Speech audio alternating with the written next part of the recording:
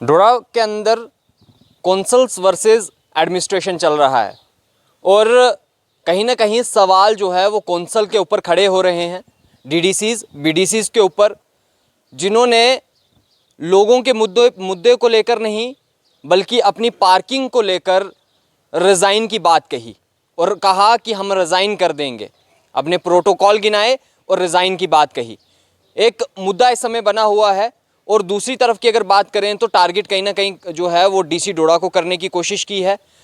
इस तमाम मुद्दे पर बातचीत करने के लिए हमारे साथ इस समय वसीम जी हैं। वसीम जी के साथ बात करेंगे कि आखिरकार क्या पूरा मुद्दा है। और आज इन्होंने जो है वो प्रेस कॉन्फ्रेंस भी एक यहाँ पे की, जिस प्रेस कॉन्फ्रेंस में इन्होंने कहा कि डीसी डोडा एक बेहतरीन काम कर रहे हैं डिस्ट्रिक्ट के अंदर, लेकिन कुछ लोगों को पेट दर्द होती है जबकि वो लोगों के लिए काम नहीं करते, इसलिए उन्हें पेट दर्द होती है। और जब उन पे बात आ जाती है और अपनी पार्किंग को लेकर वो फिर सवाल उठाते हैं और कहते हैं, एडमिनिस्ट्रेशन को टारगेट करते हैं कि हम रिज़ाइन कर देंगे अपनी फैसिलिटीज़ के लिए। हमारे साथ वसीम साहब हैं जी। वसीम साहब, सबसे पहले स्वागत आपका और प्रयास करूँगा आपसे जानने का, ये तमाम आज आपने जिस तरह से प्रेस कॉन्फ्रेंस रखी, कौंसल वर्सेस एडमिनिस्ट्रेशन इस समय चल रहा है और एक चीज़ देखने को मिली कि कौंसल्स कह रही है हम रिज़ाइन दे देंगे, क्या कहना है आपका इसके ऊपर? सबसे पहले आपका शुक्रिया अदा करता हूँ। उसके बाद जो कौंसल वर्सेस एडमिनिस्ट्रेशन चल रहा है, तो ये तो एक तमाशा बना दिया है कौंसलर ने,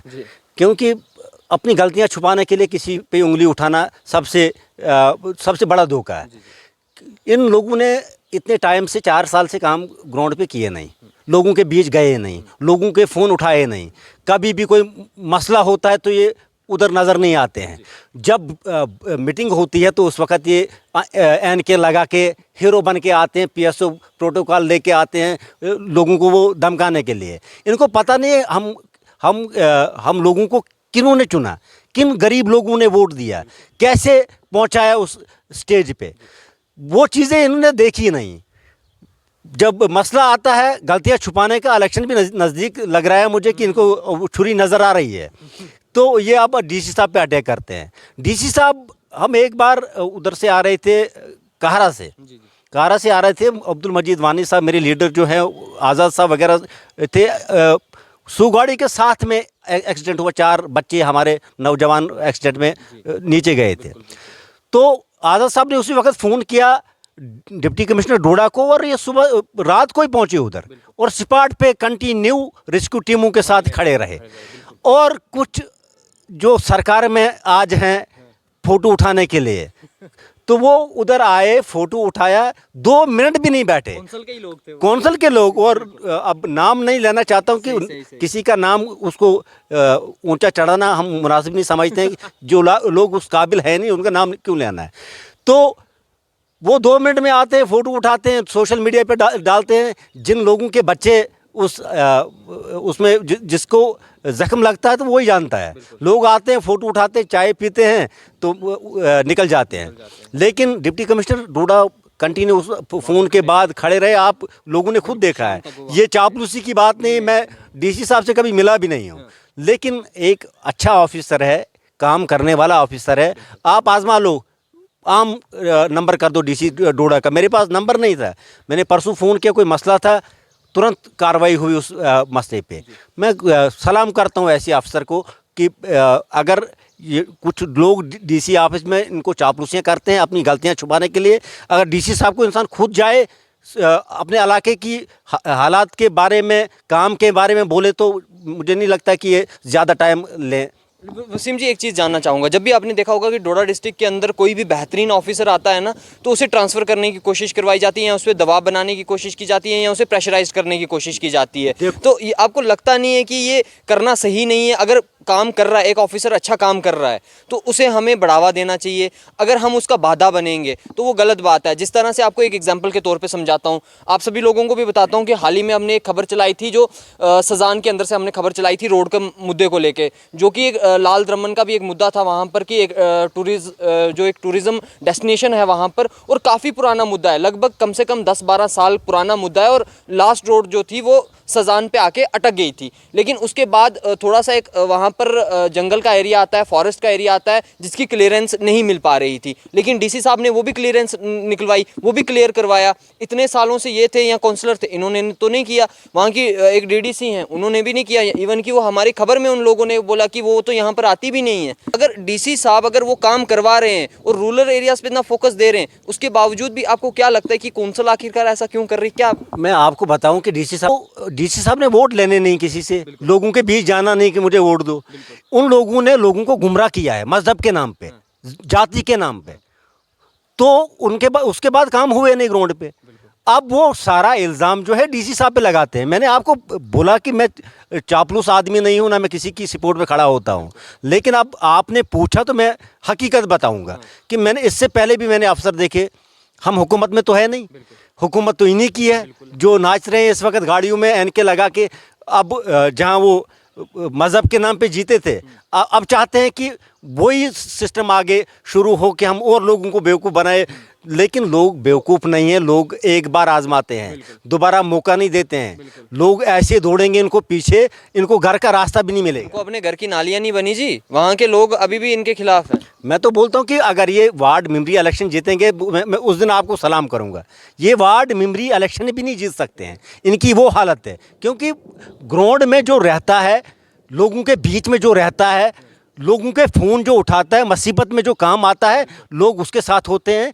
ये चश्मा लगा के वो प्रोटोकॉल पीएसओ साथ चला के कोई लीडर नहीं बनता है। पर एक बात आपने सही कही कि अगर आप डीसी साहब को रात को, आधी रात को भी फ़ोन करेंगे तो वो आपका फ़ोन पिक करते हैं और रिस्पॉन्स पूरा देते हैं और काम होता ही होता है। और बहुत सारी जैसे उन्होंने चीज़ें यहाँ पर स्टार्ट की, अभी हाल ही में अगर आप देखेंगे तो डोर टू डोर कैंपेनिंग उन्होंने स्टार्ट की। उसके बाद ऑनलाइन उन्होंने ग्रीवेंस की कैंपेनिंग जो है वो शुरू की। और फ्राइडे और ट्यूसडे को भी उन्होंने डे बाई डे जो है वो उन्होंने सिस्टम रखा कि लोग हमसे कॉन्टैक्ट करें और रूरल एरियाज़ में कितनी प्रॉब्लम्स हैं उन्हें सॉल्व किया जाए।